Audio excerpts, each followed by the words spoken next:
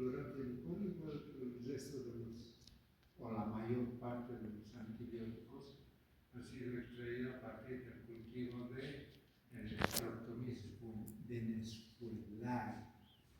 Químicamente está constituido por un nitrobenceno, nitrógeno, benceno, una cadena lateral, y ellos la tenemos siempre. Esta cadena lateral tenemos dos cloros, por lo que se llama clorano. Clorano de clorofenicol, ¿no? Es el grupo fenicol, por eso se llama clorofenicol, ¿no? Dentro de estos antibióticos tenemos el clorofenicol y el tiamfenicol, que es el semisintético, que es lo que más utilizamos, ¿no? Ahora vamos a ver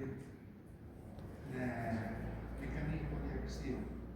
El clorofenicol inhibe la síntesis proteica a nivel de la subunidad 50S.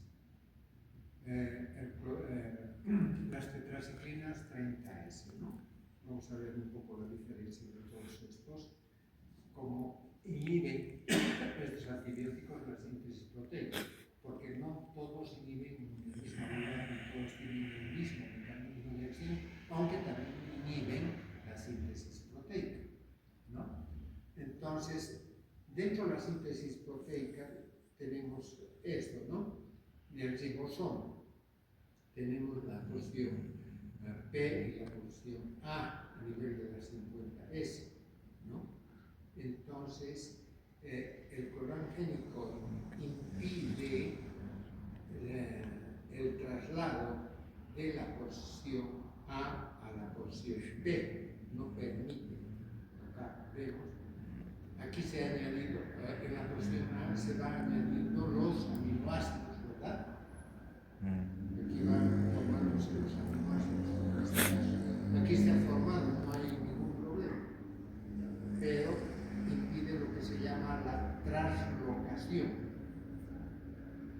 ¿De acuerdo? Entonces, ese sería el mecanismo de acción. Aquí tenemos los diferentes mecanismos de acción. Todos son inhibición de la síntesis proteica.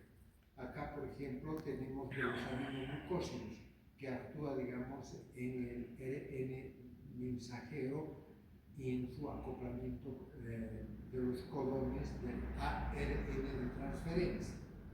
¿Ya?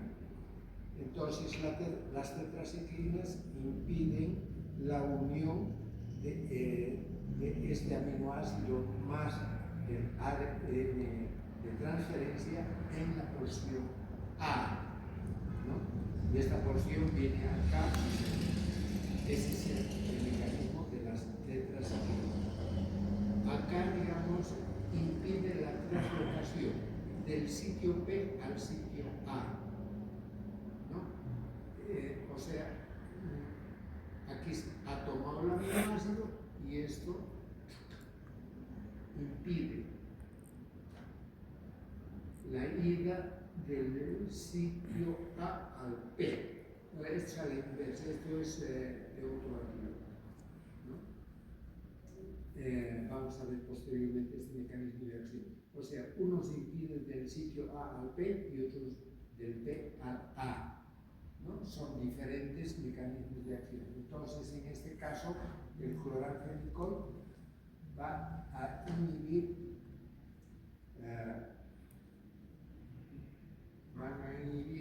la translocación del sitio A al sitio P. Porque está un plaque, impide esta translocación, impide la formación de los aminoácidos y por tanto de las proteínas, ¿no? Bien, entonces vamos a hablar ahora espectro antimicrobiano. El clorofenicol actúa. ¿Qué es el clorofenicol? Es un antibiótico de tipo de amplio espectro, ¿no? Actúa sobre un sinfín de microorganismos, muchos microorganismos, gram positivos,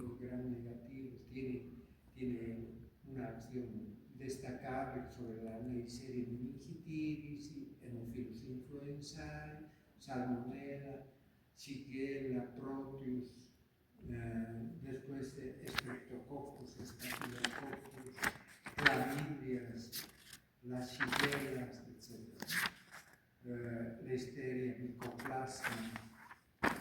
Las riquezas son bastante sensibles, ¿no? Las diferentes riquezas Prowazekii, riquezas, son bastante efectivos en estos tratamientos. Pero, ¿qué es lo que pasa?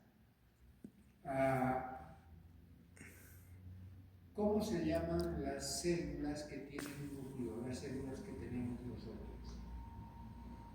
Eucariota. ¿Sería eucariota? Eucariota. Las procariotas no tienen núcleo, ¿verdad? Entonces, en el núcleo, digamos, es importante el núcleo porque ahí hay todo tipo de... Ahí está el RNA, DNA, todas las cosas, ¿no? que necesita tanto las células nuestras como las células bacterianas. Entonces, al inhibir las células bacterianas, también puede inhibir la reproducción de las células nuestras, ¿no? Las células eucariotas. Y digamos, es por eso que un poco se circunscribe a algún tipo de infección solamente, que en este caso sería la salmonella. Solamente, digamos, casi utilizaríamos en este tipo de infecciones, casi exclusivamente, no siempre, ¿no? Pero ahora, en el Mycobacterium tuberculoso no actúa, tampoco actúa en la entoamida histórica. Esto tal vez sería bueno que lo subrayen, ¿no? No podemos hacer ningún tratamiento sobre estos microorganismos o infecciones producidas por estos microorganismos. La tetraciclina sí tiene acción sobre el Mycobacterium, ¿no? Bien, resistencia bacteriana. Existen bacterias que van a inhibir por activación de la acetiltransferasa y la al cloranfenicol o acetilan. ¿Y qué es acetilación? ¿Qué tiene por acetilación? Por la unión del último radical COOH, ¿no? Y dos carbonos, carbono H3, carbono H2,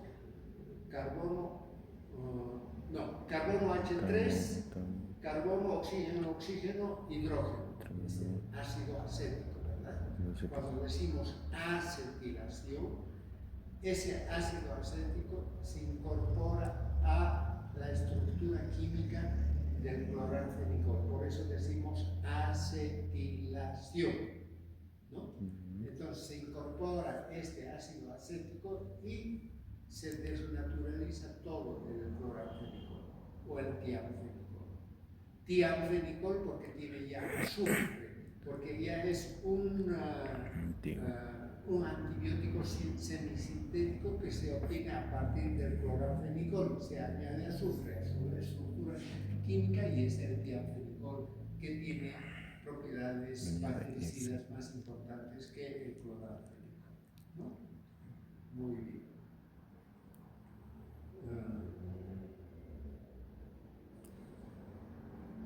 Aquí estamos. El mecanismo de acción, espectro antimicrobiano, resistencia bacteriana, preparados días de administración y dosis. En realidad, digamos, podemos utilizar de 500 miligramos a 1 gramo, ¿no? con lo que se obtiene, digamos, de 4 a 6 o de 8 a 12 microgramos por mililitro. Entonces, si damos 500 miligramos, vamos a obtener de 4 a 6 microgramos. Si damos 1 gramo, el doble también vamos a obtener, ¿no? Entonces, una vez que se absorben, se distribuyen por todo el organismo, atraviesan todos los líquidos, tenemos una concentración muy importante a nivel del líquido cefalorraquídeo, que es entre un 60 a 80%. Después combinan con las proteínas, el cloranfenicol un 45 al 60%, dianfenicol en menor proporción, del 5 al 10%. Una vez combinado con las proteínas, se metaboliza, digamos, en el hígado por procesos de conjugación e hidrólisis y se eliminan sus metabolitos por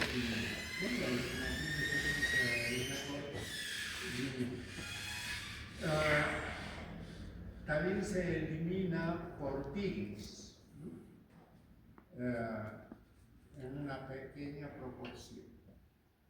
Tiene una vida media de 2.5 horas para el cloranfenicol y 3 horas para el dianfenicol.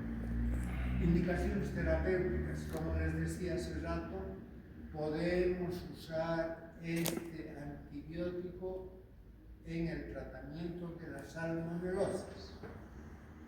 Les voy a contar una historia más o menos del cloranfenicol. El cloranfenicol ha sido estudiado, ha sido probado, todo en Venezuela, por eso se dice Streptomyces venezuelae, ¿no? Entonces, en La Paz teníamos era endémico la salmonelosis. ¿Por qué era endémico? ¿Por qué era grave la salmonelosis en La Paz? Porque las verduras se regaban con agua del río Choqueapo. Ahora creo que ya evitan, pero sin embargo algunos siguen regando, ¿no? Y ustedes saben que esas aguas están totalmente contaminadas. Pero antes, en la década del 50 al 60, estas aguas solamente eran residuos de alcantarillas, ¿no? Entonces, esas aguas eran prácticamente fecales y con eso regaban las verduras del río abajo. Entonces, las infecciones por consumo de verduras del río abajo era pues muy grande la infección de salmonelosis, ¿no? Entonces vinieron los investigadores de acá y empezaron a aplicar cloranfenicol en La Paz, pero sin que nadie sepa nada. ¿Qué les he dicho antes? En la investigación de las drogas, que tienen que haber, digamos, el individuo a quien le están dando tiene que conocer, tiene que dar su consentimiento, su permiso, su aquiescencia para poder, digamos,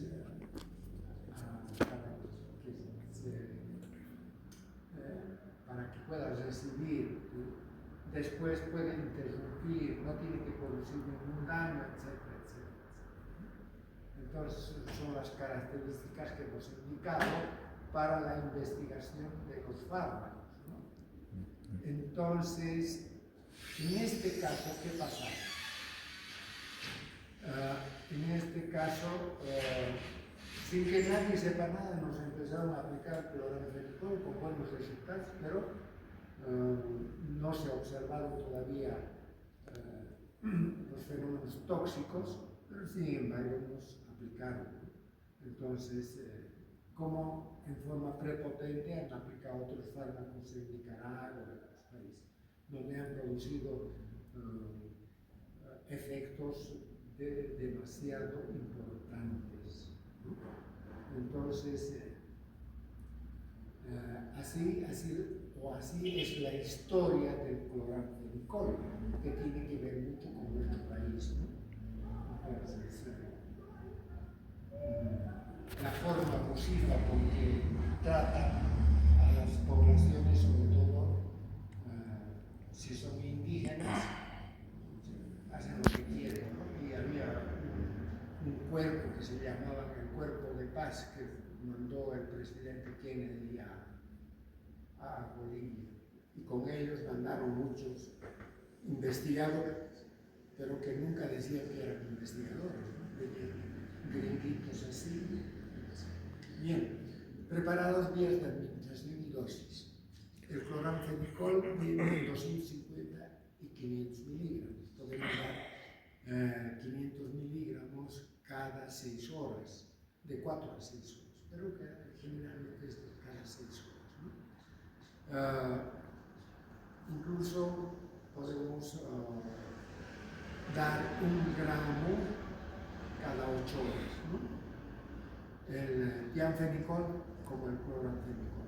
La dosis es menor para el tianfenicol, que es 500 miligramos cada 8 horas. Toxicidad. Hace rato les dije que estos fármacos nos pueden inhibir la síntesis proteica del organismo huésped. Por tanto, digamos, nos va a producir leucopenia, agranulocitosis, trombocitopenia, ¿no? Que son efectos tóxicos reversibles, ¿no? De la médula ósea. La médula ósea es el órgano que mayormente produce elementos formes de la sangre, o sea, glóbulos rojos, blancos, granulocitos, ¿no? Plaquetas, puede producir trombocitopenia también, ¿no? Pero esto es reversible. Cuando se da dosis altas, podemos dar, digamos, 4 gramos día, ¿no? Si damos 4 gramos día, ¿cuánto daríamos? Más o menos 1 gramo cada 6 horas. 8 horas, ¿no?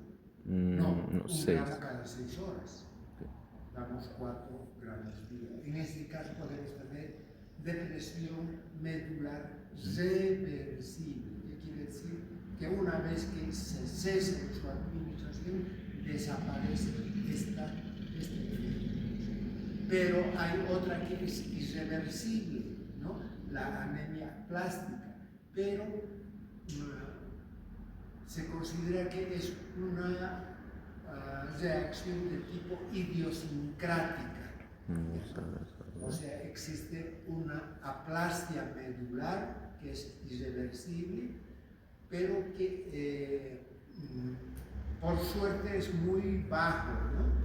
Es 1 entre 40.000 administrados. En este caso de la anemia irreversible, idiosincrática, no tiene importancia la dosis, porque no debemos dar más, digamos, más de 2 gramos día por más de 10 días, por ejemplo, ¿no? Si damos en la dosis adecuada y en el tiempo y podemos tener aplasia medular, anemia plástica, ¿no? Pero ya es esto de carácter idiosincrático, ¿no? Entonces, después lógicamente que va a producir otros fenómenos, ¿no? Como el síndrome gris, que se manifiesta por cianosis, vómitos, distensión abdominal, visión borrosa, neuritis periférica, después debilidad muscular, sensación de quemazón en las porciones caudales del organismo, sobre todo en los pies. Interacción medicamentosa, no debemos dar, digamos, con fármacos que inhiban también las síntesis proteicas, o sea, como el lincomicina, que también inhibe la síntesis proteica, sobre todo en el ribotril. son a nivel de la subunidad 50S, ¿no? Entonces se puede aumentar la vida media del dicumarol, de la fenitoína, enzimas que degradan al cloranfénico. Contraindicaciones: no se debe administrar en mujeres embarazadas. ¿Por qué? Porque el feto está en plena reproducción celular, ¿no? O sea, en crecimiento. Y por tanto, digamos, y tampoco en neonatos, ¿no? Bien, vamos a pasar ahora a antibióticos macrólidos. Origen química. Los antibióticos macrólidos también se obtienen por el cultivo de los microorganismos, ¿no? En este caso, digamos, estos han sido de Streptococcus y Mediterraneae también. ¿Por qué se llaman macrólidos? Macro, ¿de dónde viene? Grande. De estructura grande, ¿no? Se parece, por eso se llaman macrólidos, que tienen una estructura enorme. Tenemos diferentes tipos de macrólidos con un anillo lactónico de 14 carbones, otro de 15 carbones y otro de 16 carbones. Entonces, estos compuestos de 14 carbones, dentro de estos podemos indicar, como tenemos aquí, a la eritromicina, la claritromicina, la flunitromicina y la ortoxitromicina, que son los que tienen 14 átomos. Después los que tienen 16 átomos, la espiramicina, la josamicina, la diacetyl-midecamicina y la roquitamicina, que tienen 16 átomos. Las de 15 átomos tenemos la acitromicina, que es un antibiótico muy conocido y de mucha utilidad, digamos, en los tratamientos infecciosos de ¿qué? A nivel peridental o infecciones odontogénicas. Entonces, esta estructura, acá tenemos dos estructuras. Esta es la de 16 átomos y esta es la de 14 átomos, ¿no? Tienes radicales acá, los radicales, radical 1, radical 2, radical 1, radical 2 y radical, acá estamos,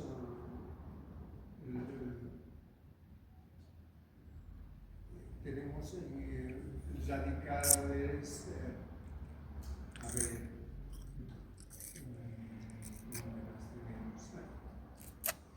aquí tenemos otros radicales, ¿no? Con la unión de algunos elementos podemos tener, estos son los elementos que añadimos. Por ejemplo, en el radical 1, oxígeno, oxígeno, oxígeno, el radical 2, hidrógeno, oxígeno, flúor, hidrógeno, ¿no? Entonces, aquí tenemos radical 1, radical 2, radical 3, ¿no? Y radical 4. Entonces, esa es la diferencia, digamos, entre todos estos tipos de antibióticos. Farmacodinámica. Entonces, dentro de lo que es la farmacodinámica, también los macrólidos inhiben la síntesis proteica. En la etapa inicial, aquí formamos este aminoácido, va a la porción A, y de la porción A, esta cadena formada tiene que ir a la porción B, o de la porción P a la A, como indica esta flecha, ¿no? Entonces, el cloranfénico impide, esto es lo que se llama, impide la traslocación la translocación de toda esta cadena peptídica a este lado. De esta manera se inhibe la síntesis proteica. Aquí haya sido pues del cloramina. Aquí tenemos la acción a este nivel, la formación de estos aminoácidos se hace débil por acción de la espirolisina, ¿no? Tenemos diferentes porciones, ¿no? La L27, como está aquí, y la L22. Pero también actúan, ¿no? Algunos macrólidos, en forma especial aquí, la unión del peptidinil y la translocación o el cambio de acá a allá, ¿no? Bueno, ese es el mecanismo de acción, o sea, bloquea la translocación del peptidil a ARN de transferencia en el ribosoma de la posición A a la posición o de la posición P a la A, ¿no? De la posición P a la posición A. Esto C4, C3, ¿qué significa? ¿Qué significa esto? ¿Cómo? Esto ya hemos hablado. Codón 4, codón 3. ¿No? Bien. Aquí están cada codón tiene 3 elementos, ¿no?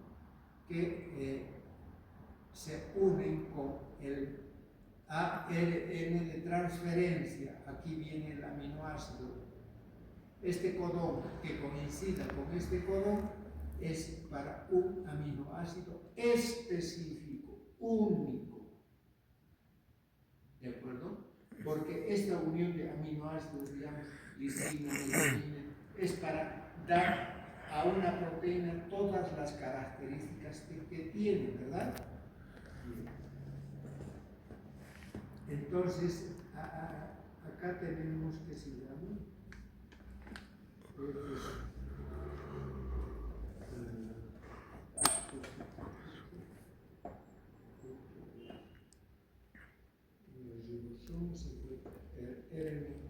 la subunidad 30S, aquí están los cordones, cordón 3, cordón 4. Este es el mecanismo de acción de la tetraciclina, que hemos dicho. Es el aminoácido, todo este conjunto, el ARN de transferencia más el aminoácido. Y este va aquí, después vuelve ya, aquí hay 3 aminoácidos. Aquí ha captado un aminoácido y va a este lado y ya forma una cadena de 4 aminoácidos. Después vuelve al sitio A, ¿no? Y hace esto constantemente hasta que llega a qué. Acá tenemos algo. Cuando el codón está formado por UAA o UAG, UGA o UGG, en todo, el UE es para el triptófano. Nos indica que acá terminó la formación de esta proteína, y es una proteína completa. Entonces, cuando va el codón a este lado, por transmisión hereditaria, entonces nos dice que esta cadena peptídica que forma la proteína terminó. Entonces empieza otra vez la formación de otra proteína, ¿no? ¿Está claro eso? ¿O no? ¿Está claro o no está claro? Sí. Está claro, ¿no? Bien. Entonces tenemos lo que les decía, la eritromicina se fija en algunas, sobre todo la espirolicina en la L22 y la eritromicina en la L22 y la espiromicina en la L27. L27, L22. ¿De acuerdo? Entonces tenemos ese mecanismo de acción de estos antibióticos. Bien. Espectro antimicrobiano. ¿Sobre qué tipo de microorganismos actúa? Actúa como es un antibiótico de amplio espectro, actúa sobre gran cantidad de microorganismos, ¿verdad? ¿Sí o no? Entonces, pero para nosotros es de mucha importancia para las infecciones bucales y peribucales. Entonces, ¿qué quiere decir? Que podemos administrar en infecciones a nivel bucal. ¿Por qué podemos utilizar? Porque es una alternativa en caso de que no podamos usar penicilina por alergia o por resistencia. Podemos recurrir a la eritromicina, a la clindamicina, a la vincomicina o clindamicina. Podemos recurrir a las eritromicinas, sobre todo a la acitromicina, que son de segunda elección después de la penicilina. Entonces, ¿qué microorganismos son los que nos van a producir las infecciones de tipo odontogénica? ¿Cocos? Serían los estreptococos, estafilococos, neiserias, etc. Todos los cocos. Pero para la enterococo. Trachomatis, Corybacterium pneumoniae, influenza, pertussis, en la Neisseria gonorrhea, meningitis, Treponema pallidum, ¿no? Son infecciones en las cuales, digamos, tienen acción muy importante. Entonces, es muy importante para nosotros, para el tratamiento, sobre todo la claritromicina y la acitromicina.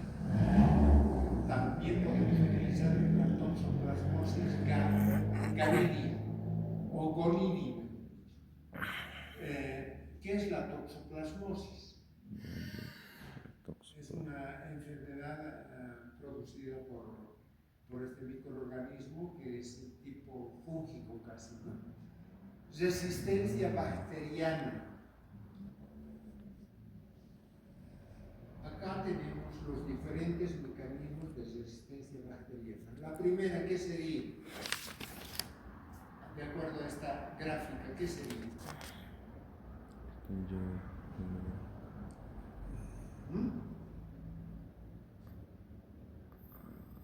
No deja penetrar lo que está rebotando el antibiótico. Porque esto, digamos, requiere, los macrólidos son bases débiles, entonces esto no permite, digamos, la entrada del antibiótico a través de la pared o la membrana celular, ¿no? Sobre todo de la pared externa. Y esto tiene doble capa. ¿Qué tipo de microorganismo sería este? Gram negativo. ¿No? Altera el sitio de fijación. Si atraviesa, altera el sitio de fijación. Acá. Que puede ser, digamos, por mutación de los cromosomas o por transferencia por plásmidos. O sea, acá tenemos este fármaco, que es el ribosoma. Entonces, altera el sitio de fijación, ¿no? Entonces, al alterar el sitio de fijación, también puede alterar por acción del ARN metilasa. Entonces, esta es otra forma, digamos, de mutación del cromosoma. Muta de tal manera que cambie el sitio de acción. Otra forma es la inactivación por hidrólisis, sobre todo por esterasas acá, lo metaboliza y otro mecanismo de resistencia lo expulsa el antibiótico, ¿no? Lo expulsa a través de porinas y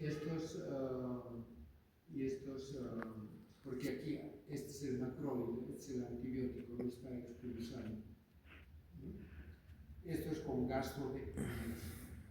Entonces, son, digamos, los 5 mecanismos de resistencia. La resistencia primaria no entra, la segunda altera el sitio de fijación mediante modificación de la subunidad 50S por mutación cromosómica o por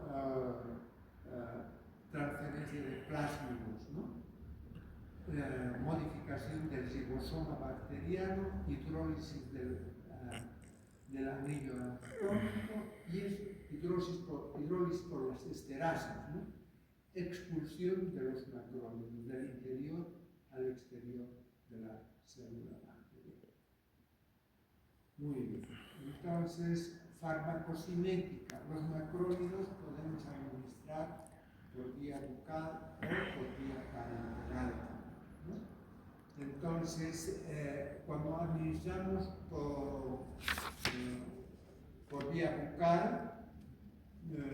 pueden ser neutralizadas por la acidez del estómago. Su administración, digamos, es de preferencia por vía parenteral, pero sin embargo la acitromicina siempre damos por vía bucal, ¿no? Entonces, se hidroliza liberando. Si nosotros damos estos antibióticos por vía bucal, estas tienen que tener capa entérica, ¿no? Que formen, digamos, una cobertura de estelato, estearato o etilfluxinato que se disuelve recién en el intestino y libera el principio activo de la droga, ¿no? Por vía parenteral solo es posible por la vía intravenosa. La intramuscular es muy dolorosa, ¿no? La absorción de la claritromicina es superior a la eritromicina.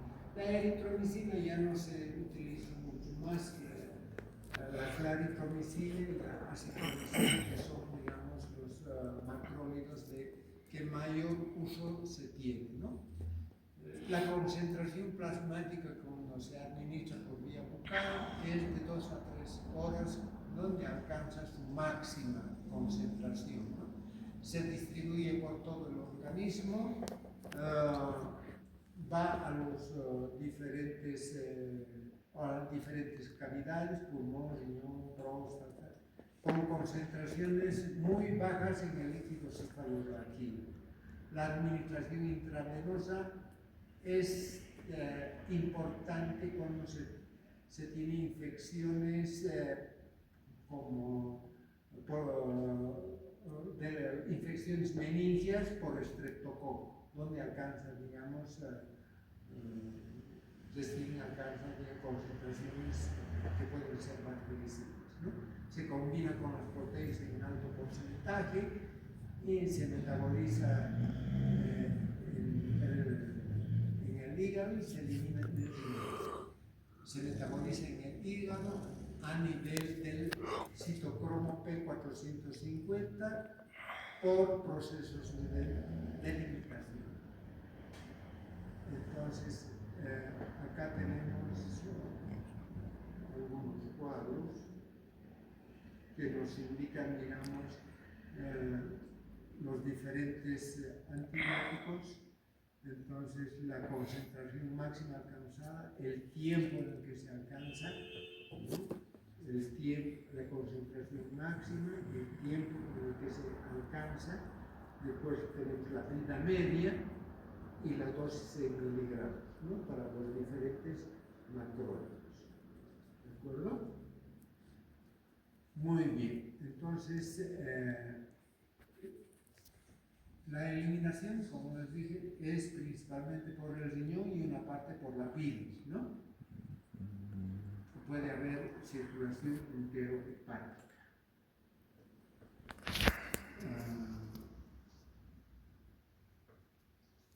Vamos terapéuticos. Podemos terminar demasiado tiempo. Sí, terminamos. Las indicaciones terapéuticas, ¿para qué nos sirve? Como es un antibiótico de amplio espectro, podemos aplicar en infecciones por micoplasma neumonal, apospirina, difteria, en gastritis, en infecciones, digamos, por clamidias, pero es muy importante como alternativa a la penicilina en casos de infecciones de origen odontogénico o infecciones odontogénicas, ¿no? Si digo origen, dos veces estoy diciendo origen odontogénico, ¿no? Odontogénico significa que se origina en los dientes, ¿no? Efectos adversos: puede producir náuseas, vómitos, diarrea, puede producir alteraciones hepáticas como colestasia hepática, después puede producir ictericia, fiebre, leucocitosis, eosinofilia, aumentan los leucocitos, los eosinófilos. La colestasis hepática es reversible. Una vez que se deja de administrar, se pierde todo, ¿no? Se pierde. Pero sin embargo, todos estos efectos es cuando se administra en dosis muy altas, ¿no? Mayores a 4 gramos. Después, lógicamente, todos los antibióticos nos van a producir alergia, ¿no? Claro, todos nos producen, pero no en todos los pacientes. Eso es importante, ¿no? Pero todo medicamento en realidad va a producir fenómenos alérgicos, ¿no? Bien, vamos a ir describiendo ahora antibiótico por antibiótico. Vamos a empezar con la eritromicina, después estudiamos la caritromicina y la citromicina. El día miércoles terminamos macrólidos y terminamos macrólidos y entramos a sulfas.